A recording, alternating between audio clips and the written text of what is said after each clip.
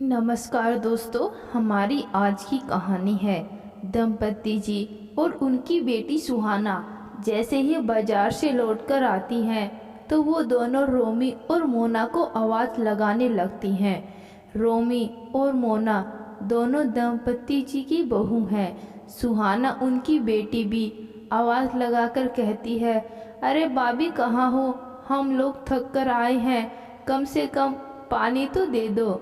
तब रोमी और मोना नहीं सुनती हैं तो दोनों देखती दोनों कहाँ हैं। उन्हें आश्चर्य होता है, अरे किचन भी साफ नहीं हुआ, न लिविंग रूम भी, घर तो वैसा का वैसा ही है।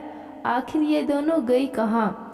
माँ बेटी को चैन न पड़ती, वे दोनों हर कमरे में देखने लगती हैं।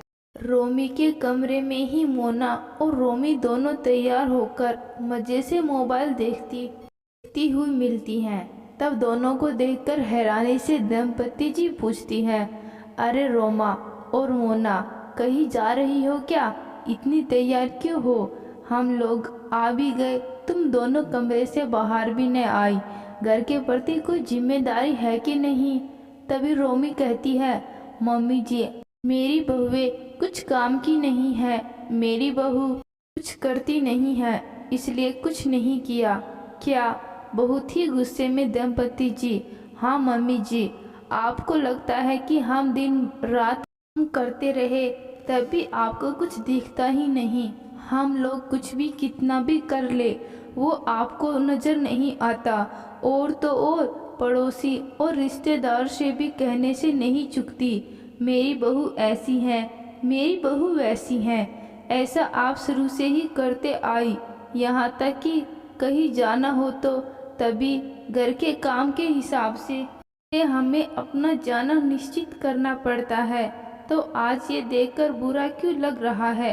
तब सुहाना कहती है, अरे मम्मी आज भाभियाँ ज़्यादा नहीं बोल रही हैं। तब दंपति जी कहती हैं, सुनो बहुओं, ससुराल में ऐसे ही रहना पड़ता है। तब रोमी कहती है, मम्मी जी आप हमें खरीद कर नहीं लाई, ही आपके हम नौकर हैं।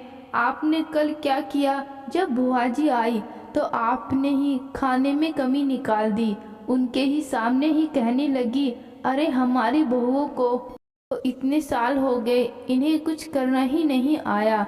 हमारे यहाँ छोलों में खड़ा मसाला डलता है, लेकिन देखो तो न मसाला नज़र आ रहा है और न तेल। आपने उनके सामने बड़े आसानी से ये सब हमें सुना दिया, ये तक न सोचा अचानक आई बुआ जी के सामने हमने खातिरदारी में कोई कमी न छोड़ी। हम लोगों ने खाना भी नहीं खाया था, दोपहर के 2 बज चुके थे तब वो आई थी, पर उनकी सेवा में लगे रहे। वैसे तो घर में एक सब्जी से काम चल जाता है, हमने 2 सब्जियां बना ली, चलो कुछ कमी न लगे, पर भी आपने हमें इतना सुना दिया। क्या हमारी जगह सुहाना को ससुराल में इतना करने के बाद सुनाया जाए तो क्या आपको अच्छा लगेगा। आप सोचिए, ऐसा होता है एक बहू का ससुराल।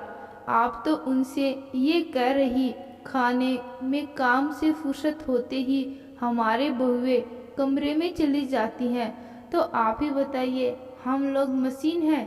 फिर सुहाना अपने पर आई बात के लिए कहती है, भाभी हमें तो बीच में ना लाओ।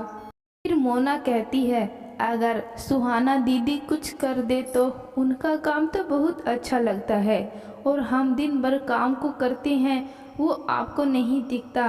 बताओ ना, हम भी सुहाना दीदी की तरह किसी की बेटी हैं। आप हमें बेटी न मानो तो भी ठीक है, कम से कम इस घर का सदस्य की तरह तो मानो। हमें हमारे काम के लिए 2 तारीफ के बोल ही दो, और वो तो हम लोगों ने आज तक नहीं सुनी। खैर छोड़ो, और आपको क्या कहे। आज इतना सुनते ही दंपति जी को एहसास हुआ कि हमने अपनी बहुओं पर तो अति ही कर दी। मैं अपने घर की ढककर चलती और ननद जी को बहुओं के बारे में न कहती तो शायद इन्हें इतना बुरा न लगता। आज बहुओं ने बता दिया, उन्हें उनकी बात का बुरा लगता है। इस तरह दंपति जी ने सोचा, मेरी बहुओं ने कभी कुछ नहीं कहा, पर आज ये दोनों को लगा हमें इतना ही नहीं सुनाना चाहिए था, क्योंकि ननद रानी तो अपनी बहुओं की तो कुछ बताती ही नहीं। मैं ही अपनी बहुओं को कम समझूं। अगर मेरी बेटी मुझे ये सब बताए तो अच्छा लगेगा नहीं ना। इस तरह दंपति जी कहा, सही कहा बहुओं, तुम लोगों ने अगर मैं कुछ समझूंगी तो दूसरे तुम लोगों को क्या सम्मान देंगे। ससुराल में बहुओं का सम्मान हो तो वो सब सहकर अपना फर्ज निभाती हैं। मैंने अपनी सास की तरह बन गई, मुझे तुम लोग माफ़ कर देना। मैंने कभी तुम लोगों की नज़रिए से नहीं सोचा।